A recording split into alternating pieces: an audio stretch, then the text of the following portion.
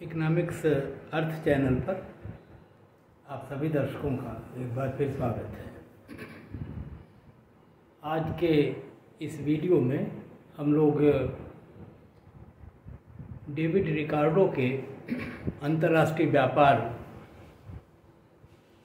के तुलनात्मक लागत सिद्धांत कंपैरेटिव कॉस्ट थियरी का अध्ययन करेंगे।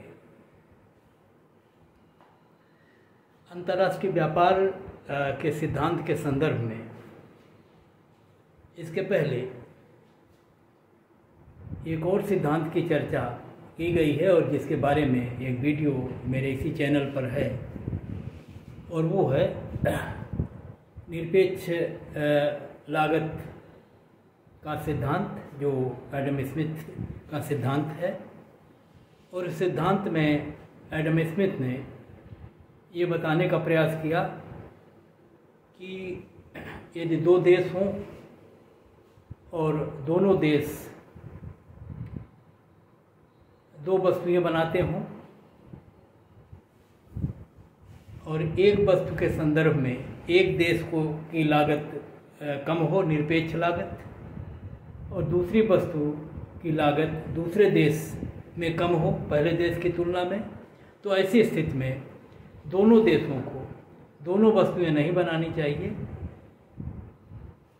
प्रत्येक देश को उस वस्तु का उत्पादन करना चाहिए जिसमें उसकी निरपेक्ष लागत दूसरे देश की तुलना में कम है, अर्थात लागतों में उसे निरपेक्ष सुविधा प्राप्त है। और इस रूप में उन्होंने ये बताने का प्रयास किया कि यदि ऐसा करें और हर देश उस वस्तु के उत्पादन में उस वस्तु का उत्पादन करे जिसमें उसकी निरपेक्ष लागतें दूसरे से कम हैं, तो ऐसा करने पर इन देशों को लाभ होगा उस स्थिति की तुलना में जब वो दोनों वस्तुओं का उत्पादन करते और व्यापार न करते। और इस वीडियो को आप मेरे इसी चैनल पर पहले देख लीजिएगा, फिर रिकार्डो के इस वीडियो को, जो आज हम लोग रिकार्डो का सिद्धांत पढ़ रहे हैं, उसको पढ़ेंगे। दोनों सिद्धांतों की जो एजम्पशंस हैं, मान्यताएं हैं, वो लगभग एक ही हैं और वहाँ पर हमने उन मान्यताओं की व्याख्या की है। इस नाते आप उसको वहीं से पढ़ लें ताकि आज का हमारा समय बच जाएगा। वैसे जहाँ ज़रूरत पड़ेगी वहाँ हम उनका उल्लेख करेंगे।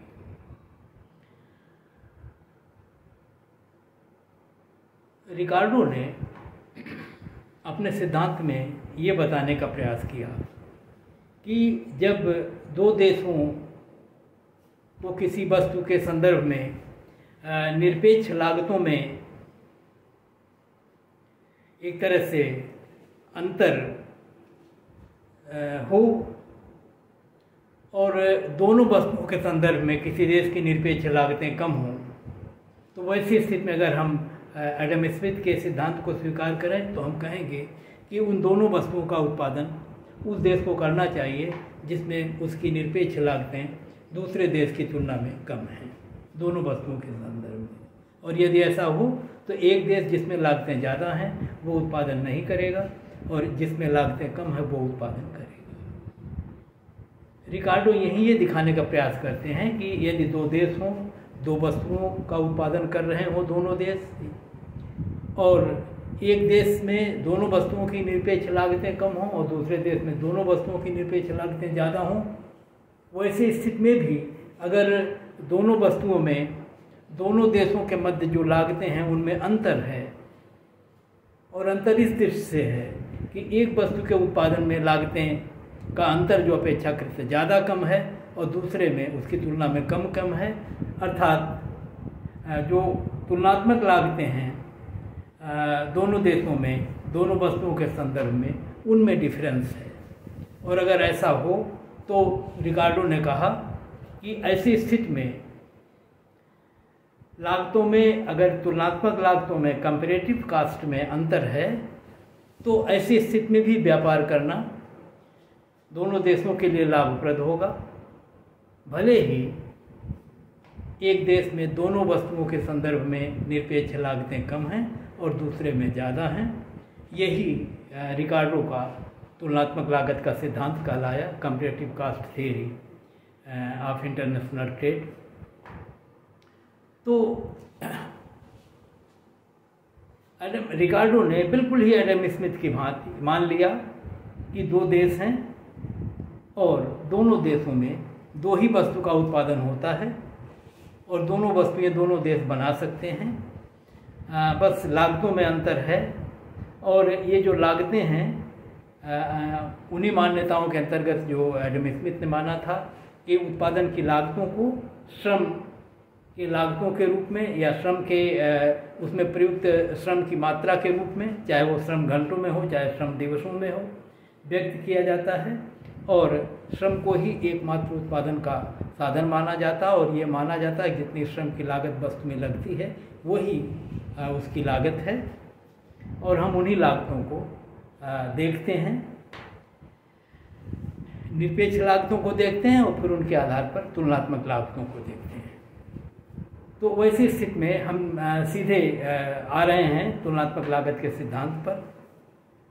और पहले हम एक उदाहरण से ये समझ लें कि ये तुलनात्मक लागतें होती क्या हैं और उनमें अंतर कैसे होता है और तुलनात्मक लागतों में किस देश को की लागत अपेक्षाकृत कम है, किस देश की लागत अपेक्षाकृत ज़्यादा है, और उस आधार पर हम तुलनात्मक लागतों में अंतर को देखने का प्रयास करेंगे। हमने रिकार्डो के ही उदाहरणों को बोर्ड पर लिखा हुआ है और हम उसी के माध्यम से आपको समझाने का प्रयास करेंगे।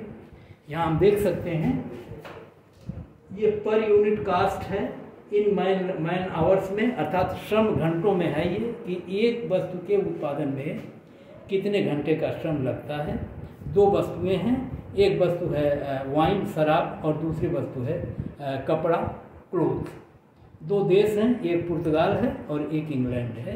दोनों वस्तुओं का जब ये उत्पादन करते हैं तो जो लागत की दशाएं हैं वो दी हुई हैं और इस लागत दशाओं के अनुरूप पुर्तगाल में जो है वाइन की जो कास्ट है वो 80 श्रम घंटे है और क्लोथ की कास्ट 90 श्रम घंटे है। इंग्लैंड में वाइन की कास्ट है 120 घंटे और क्लोथ की कास्ट है 100 घंटे। अगर हम यहाँ देखें तो देखिए पुर्तगाल में दोनों वस्तुओं की लागतें कम हैं और इंग्लैंड में दोनों वस्तुओं की लागतें ज़्यादा हैं। अगर निरपेक्ष लागतों के अंतर को हम देखें और रिकार्डो की एडम स्मिथ के निरपेक्ष लागत के अंतर के सिद्धांत को देखते तो हम कहते कि पुर्तगाल में दोनों वस्तुओं की लागतें कम हैं और दोनों वस्तुओं को पुर्तगाल को बनाना चाहिए। लेकिन रिकार्डो तुलनात्मक अंतर की बात करते हैं और तुलनात्मक अंतर इस रूप में हम देखते हैं। देखिए कि पुर्तगाल की लागत कम है वाइन के उत्पादन में भी और क्लोथ के उत्पादन में। अब हम देखेंगे कि इंग्लैंड की तुलना में कितनी कम है।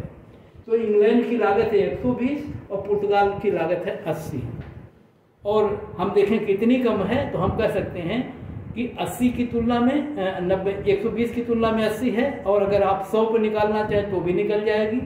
और अगर ऐसे आप देखें तो भी लग जाएगा कि ये पुर्तगाल की लागत 2/3 है, ये 3 है और ये 80/120 बराबर होगा 2/3 और 2/3 का मतलब होता है 66.6 या 66.7%। तो इंग्लैंड की तुलना में पुर्तगाल में शराब की लागत है करीब 66.6%। लेकिन कपड़े के उत्पादन में हम जब देखते हैं तो इसकी लागत है 100, इसकी लागत है 90। 100 पर 90 इसका मतलब यहाँ है 90%।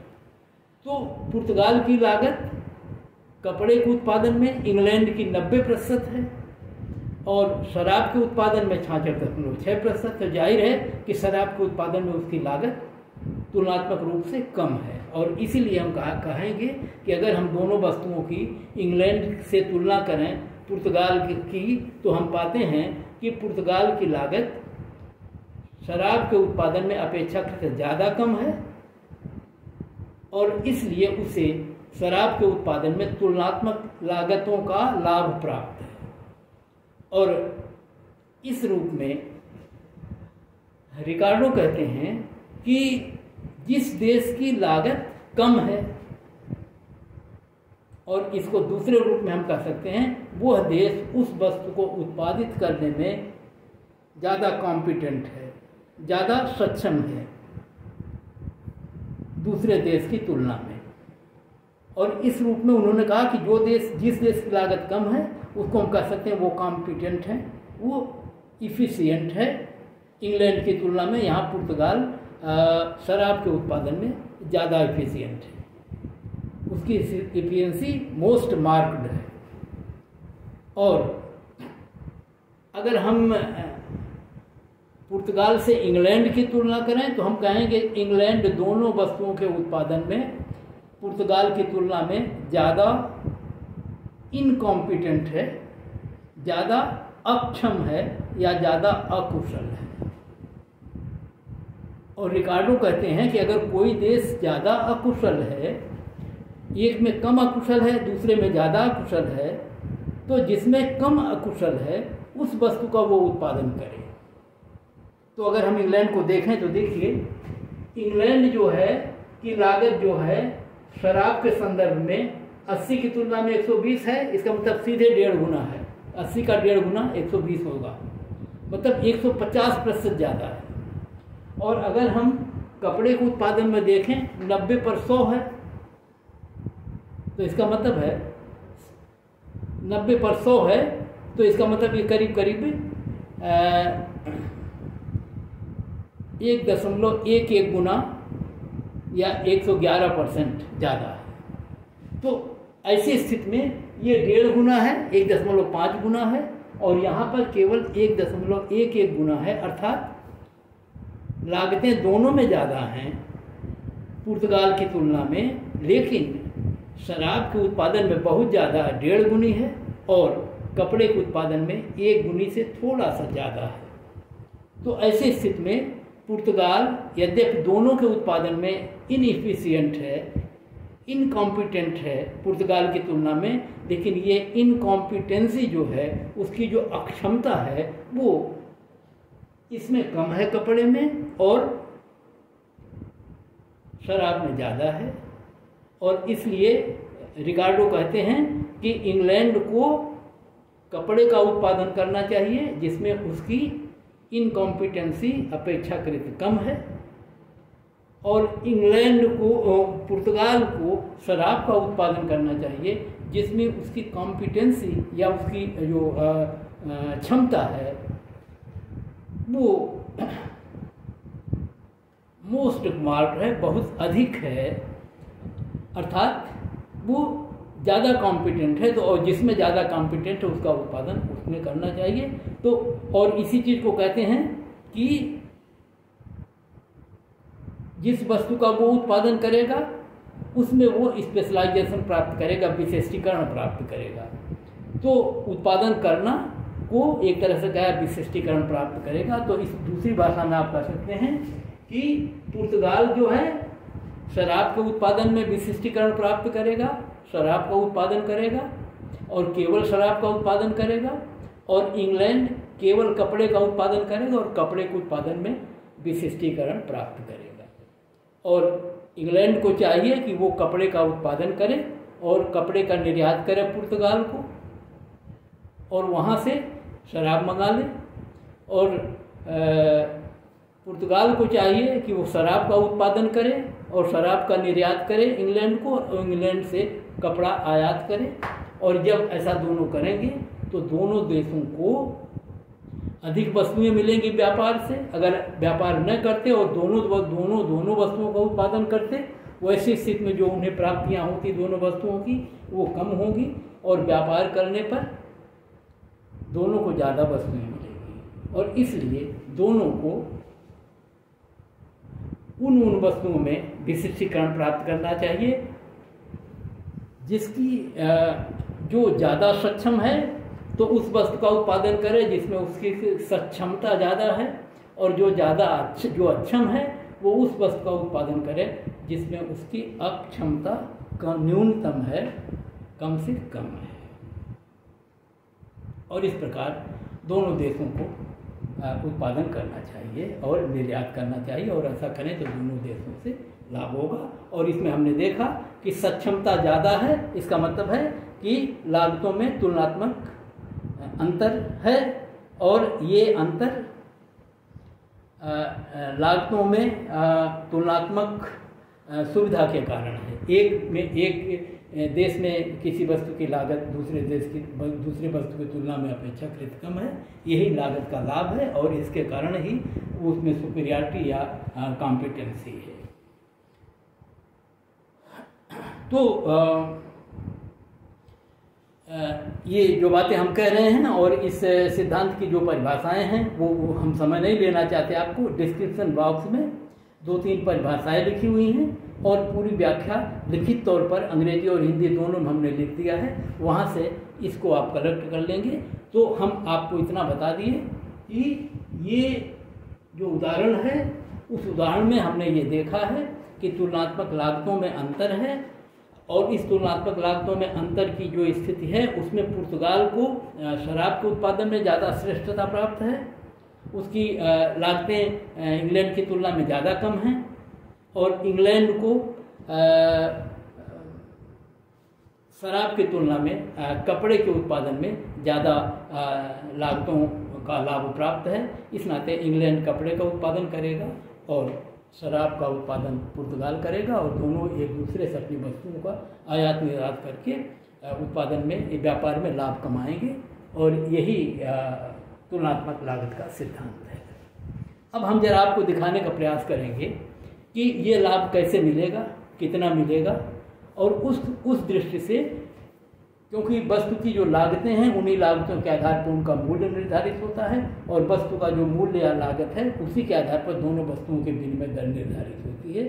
यहाँ अभी भी जिन विनिमय दरों या वस्तुओं के आदान प्रदान करने की जो आप कह सकते हैं कि विनिमय दर है, वो हम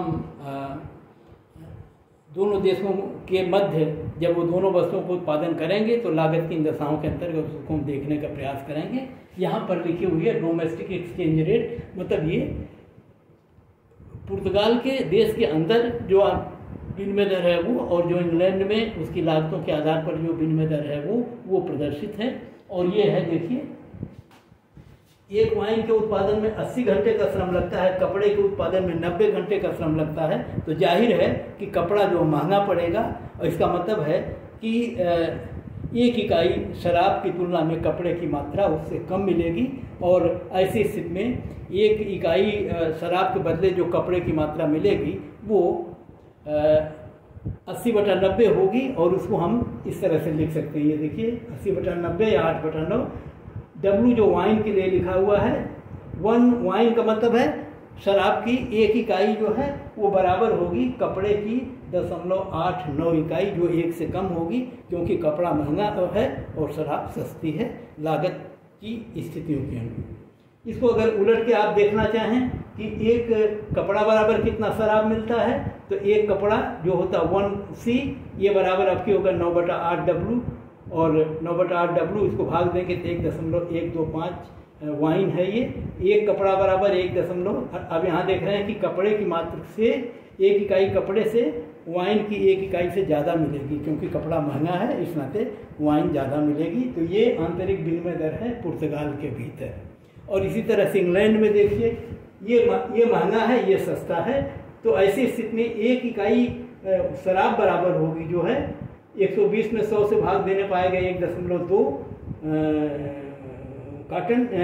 क्लोथ। इसका मतलब एक इकाई शराब बराबर 1.2 इकाई कपड़ा, या कपड़े के रूप में देखेंगे तो एक कपड़ा बराबर होगा 1C बराबर होगा 100/120 बराबर होगा 0.83 वाइन, अर्थात वाइन की मात्रा जो है 0.83 होगी, एक नहीं होगी क्योंकि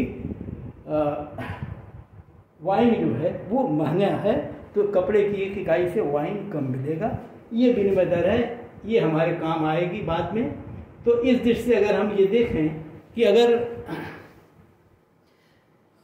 पुर्तगाल शराब का उत्पादन करे और शराब को इंग्लैंड भेजे और इंग्लैंड भेज के वहाँ से कपड़ा मंगाए, तो कितना कपड़ा वो चाहेगा, तो उसके अपने देश में एक शराब की इकाई से 0.89 इकाई कपड़े की मिलेगी।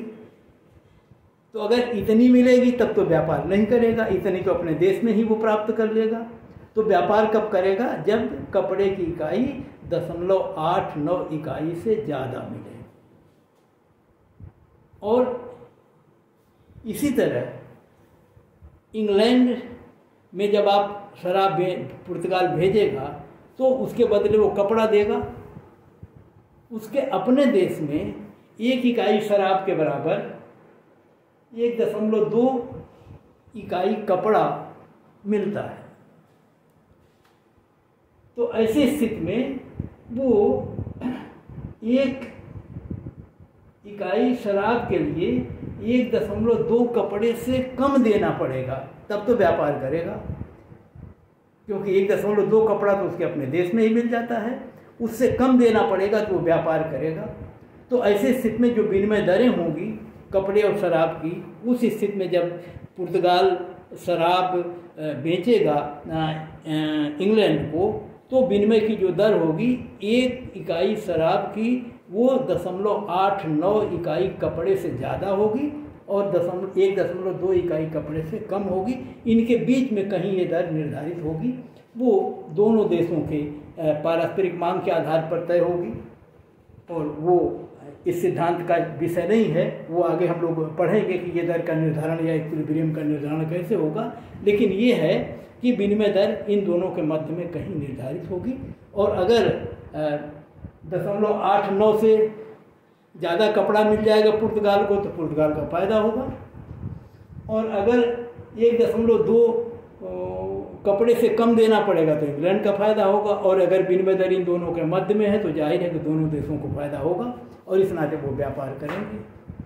इसी तरह इंग्लैंड कपड़ा भेजेगा पुर्तगाल को, तो इंग्लैंड में देखिए कपड़े की विनिमय दर है क्या, और यहाँ हम देखते हैं कि 1 कपड़ा बराबर 0.83 वाइन मिलती है। तो अगर ये कपड़ा भेजेगा पुर्तगाल को 1 इकाई, वहाँ उसको 0.83 वाइन मिलेगी, तब तो व्यापार नहीं करेगा, क्योंकि ये तो उसके देश में ही मिल जाएगा। इससे ज़्यादा वाइन मिलेगा तो व्यापार करेगा। इसका मतलब है कि जो विनिमय दर होगी दोनों देशों के मध्य, वो 1 कपड़ा बराबर 0.83 वाइन से ज़्यादा होगी। और पुर्तगाल को वाइन देना है और पुर्तगाल के अपने देश में 1 कपड़ा बराबर 1.125 वाइन मिलती है, और अगर इससे कम देना पड़े इंग्लैंड को तब तो वो व्यापार करेगा। तो इस स्थिति में जो विनिमय दर निर्धारित होगी 1 इकाई कपड़े के लिए वो 0.83 वाइन से ज़्यादा होगी, लेकिन 1.125 वाइन से कम होगी, और दोनों के मध्य में दर निर्धारित होगी। और अब की बार यही होगा कि ये दोनों के मध्य में दर निर्धारित होगी तो दोनों देशों को इससे लाभ मिलेगा। तो इस प्रकार से मैंने ये सारी चीज़ें यहाँ देखिए लिख भी डाली है, ताकि कभी अगर आप भूलें तो ये लिखा हुआ है कि कैसे तुलनात्मक लागतों में अंतर कम है किस संदर्भ में, और ये विनिमय दरें लिखी हुई हैं, और विनिमय दरों पर कैसे कैसे किनको लाभ होगा। और अगर एक स्थिति में हम ये दिखाने का प्रयास करें कि अगर जो हाईएस्ट विनिमय दर है ये अधिकतम 1.125 डब्ल्यू पर अगर व्यापार हो जाए तो पुर्तगाल को हाईएस्ट मूल्य मिल जाएगा जो उसके शराब के लिए है, और इंग्लैंड को हाईएस्ट मूल्य मिल जाएगा जो उसके कपड़े के लिए है। तो समझाने के लिए हमने लिखा कि अगर वो मूल्य मिल जाता तो अधिकतम कितना लाभ होता। तो देखिए अपने देश में उसको मिलता 83 वाइन, और वहाँ मिलेगा 1.125 वाइन, और अगर 1.125 में से अगर 0.83 घटा दें तो करीब 0.30 या 0.295 यूनिट 1 इकाई पर उसको शराब के लाभ प्राप्त हो जाएगा। इसी तरह से कपड़े की 1 इकाई पर 120 में से 1.25 सी में से जब 0.89 सी आप घटा देंगे तो इधर 20 इधर और करीब 11 इधर, तो 0.31 इकाई जो है वो कपड़े की पुर्तगाल को ज़्यादा मिल जाएगी 1 इकाई के निर्यात पर। तो ऐसी स्थिति में ये इनको अधिकतम लाभ प्राप्त होगा, और तो दोनों देशों को व्यापार करने से लाभ होगा, और वो लाभ की इकाइयाँ यहाँ मैंने दिखा दी है। कि एक्सपोर्ट जब वो करेगा तो ये देखिए ये जो दरें निर्धारित होंगी उन सीमाओं के बीच में होंगी, और ये गेन होगा यहाँ पर 0.295 और यहाँ गेन होगा 0.31। तो ये यहाँ लिखा है, यहाँ से भी आप देख सकते हैं। और विनिमय की दरें वास्तव में जो हमने पहले बताया कि इन दोनों सीमाओं के बीच में होंगी, ये दोनों सीमाएं भी लिखी हैं। 1W बिटवीन, ये बिटवीन 0.89 और 1.2 क्लोथ के भीतर होगी, और 1 क्लोथ बराबर होता है 0.83 वाइन और 1.125 वाइन के मध्य कहीं निर्धारित होगी, और ऐसा करने पर दोनों देशों को लाभ होगा। एक और लाभ इसमें होगा, और वो ये होगा, और रिकार्डो और एडम स्मिथ दोनों क्लेम करते हैं कि जब दोनों देश व्यापार करेंगे और उन वस्तुओं में विशिष्टीकरण प्राप्त करेंगे या केवल उसी वस्तु को बनाएंगे जिनमें वो उनकी कुशलता अधिकतम है या अकुशलता न्यूनतम है, तो वैसी स्थिति में जो कुल उत्पादन होगा उतने ही साधनों से, जितने साधनों से वो दोनों वस्तुओं का उत्पादन करते समय उत्पादन करते, वैसी स्थिति में जब एक वस्तु के में स्पेशलाइज्ड होंगे या एक ही वस्तु का उत्पादन करेंगे दोनों देश अलग अलग वस्तुओं का, जैसे पुर्तगाल शराब का और इंग्लैंड कपड़े का, तो दोनों को मिला के जो कुल उत्पादन होगा वो उतने ही श्रम घंटों से पहले की तुलना में दोनों वस्तुओं का ज़्यादा हो जाएगा। और इसका मतलब ये हुआ कि जो दोनों देशों का कुल उत्पादन होता था जब वो व्यापार नहीं करते, उस उत्पादन की तुलना में जब वो एक एक वस्तु का उत्पादन करेंगे तो कुल उत्पादन पहले से ज़्यादा हो जाएगा। अर्थात इनका जो कंबाइंड प्रोडक्शन है या जो कुल संयुक्त उत्पादन है या सामूहिक उत्पादन है वो अधिक हो जाएगा, और ये भी इस व्यापार का एक लाभ होगा। तो व्यापार के दो, अगर तुलनात्मक लागत के सिद्धांत के आधार पर दोनों देश उत्पादन और निर्यात करें और एक दूसरे से आयात निर्यात करें एक दूसरे की वस्तुओं को, तो दो तरह के फायदे होंगे। एक तो व्यापार से दोनों देशों को पहले की तुलना में ज़्यादा वस्तुएं उपभोग करने के लिए मिलेंगी, और इस नाते उनके जो संतुष्टि का स्तर है वो पहले की तुलना में बढ़ जाएगा। और दूसरा फायदा ये होगा कि जो दोनों वस्तुओं का कुल उत्पादन है वो भी बढ़ जाएगा, अर्थात सामूहिक उत्पादन में भी वृद्धि होगी, जो समाज के लिए, दोनों देश के लिए और विश्व स्तर पर यदि सारे देश इसी सिद्धांत के अनुरूप वस्तुओं का उत्पादन और निर्यात करें तो देश या विश्व का कुल उत्पादन उस स्थिति की तुलना में अधिक हो जाएगा जिस स्थिति में ये स्पेशलाइजेशन उन विशेष वस्तुओं के संदर्भ में देश प्राप्त करेंगे जिनमें उनकी कुशलता या श्रेष्ठता अधिकतम है और जिनमें अकुशलता या अक्षमता न्यूनतम है। तो इस दृष्टि से दोनों फायदे होंगे, और वो जो कुल उत्पादन का फायदा है वो हम इस रूप में भी देख सकते हैं। देखिए, पुर्तगाल और इंग्लैंड, पुर्तगाल में एक वस्तु के उत्पादन में 80 घंटे का श्रम, दूसरे में 90 घंटे का श्रम, और दोनों मिला देंगे तो 170 घंटे का श्रम, और 170 घंटे के श्रम से एक इकाई शराब की बनेगी और एक इकाई कपड़े की बनेगी। इसी तरह से अगर 120 घंटे का श्रम और 100 घंटे का श्रम जोड़ दें तो 220 घंटे का श्रम होगा, और 220 घंटे के श्रम से अगर दोनों वस्तुएं इंग्लैंड बनाए तो एक इकाई कपड़े की और एक इकाई शराब की बनाएगा। और इस प्रकार 170 श्रम घंटा इनका और 220 श्रम घंटा इनका, दोनों जोड़ देंगे तो 390 श्रम घंटा होगा। और इस 390 श्रम घंटे से देखेंगे कुल उत्पादन कितना हुआ, तो होगा 2 इकाई शराब और 2 इकाई कपड़ा। ये जब व्यापार नहीं करेंगे तब होगा। अब जब ये व्यापार करेंगे तो इंग्लैंड कपड़ा बनाएगा और पुर्तगाल जो शराब बनाएगा।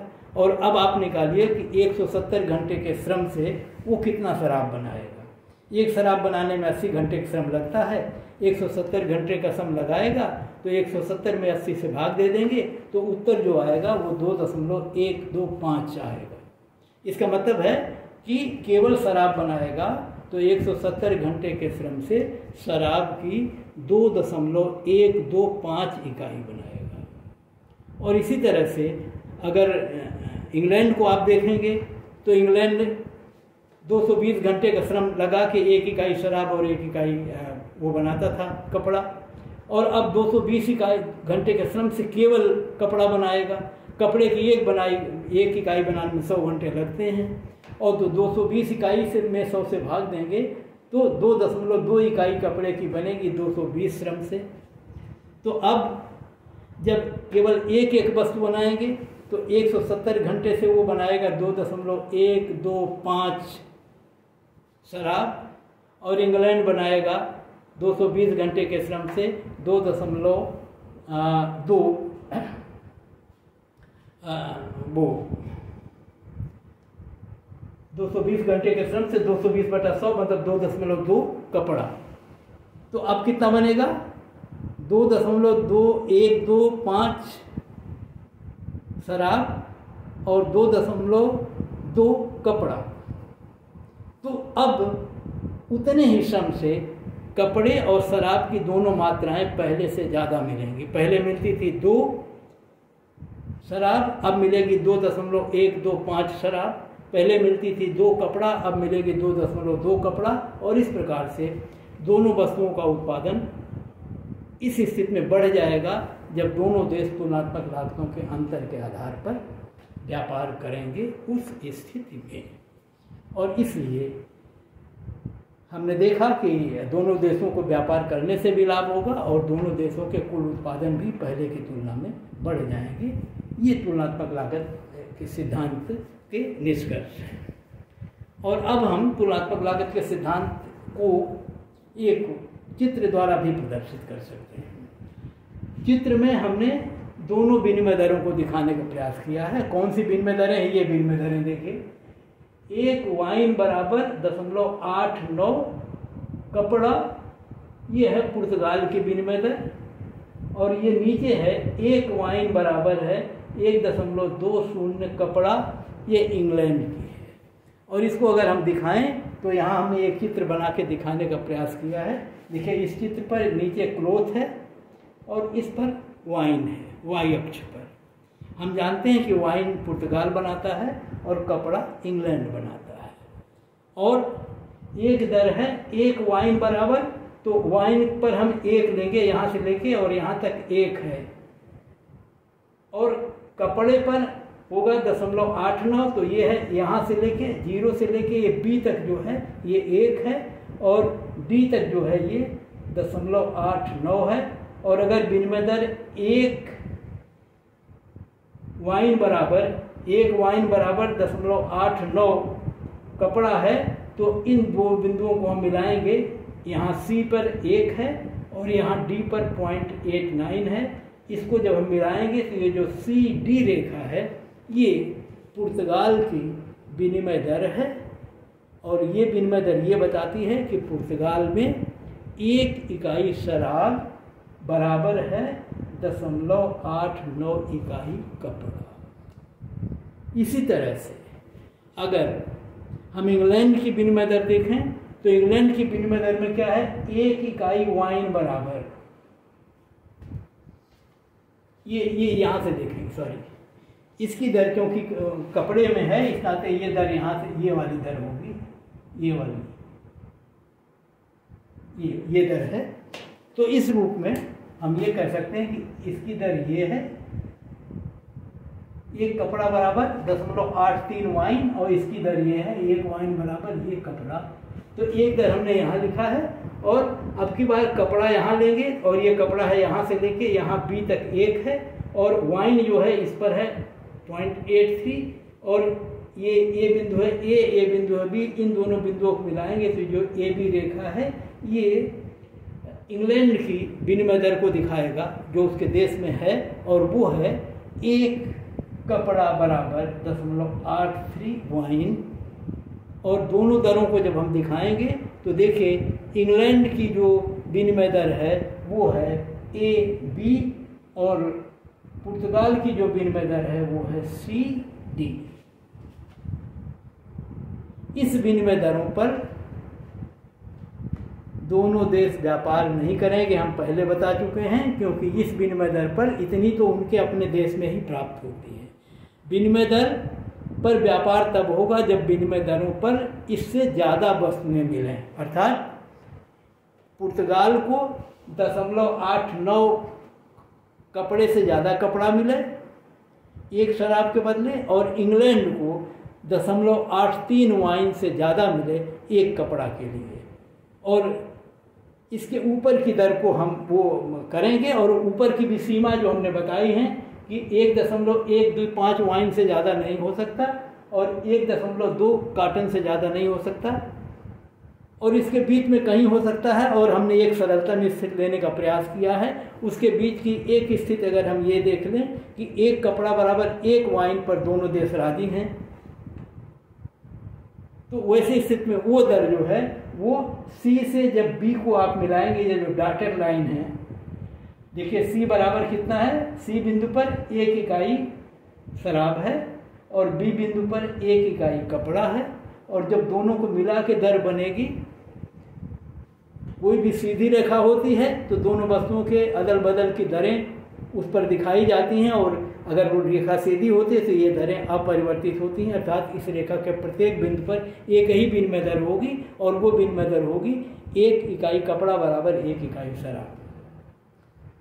और 1 इकाई कपड़ा बराबर 1 इकाई शराब पर दोनों देश राजी होंगे, इसलिए क्योंकि 1 इकाई कपड़ा से उसके अपने देश में 1 इकाई वाइन से 0.89 ही कपड़ा मिलता है, और अब हम उसको 1 दे रहे हैं तो व्यापार करने के लिए राजी हो जाएगा। इसी तरह से इंग्लैंड में 1 इकाई कपड़े से केवल 0.83 वाइन मिलता है, अगर उसको 1 वाइन मिलेगा तो ये भी व्यापार करने के लिए तैयार हो जाएगा।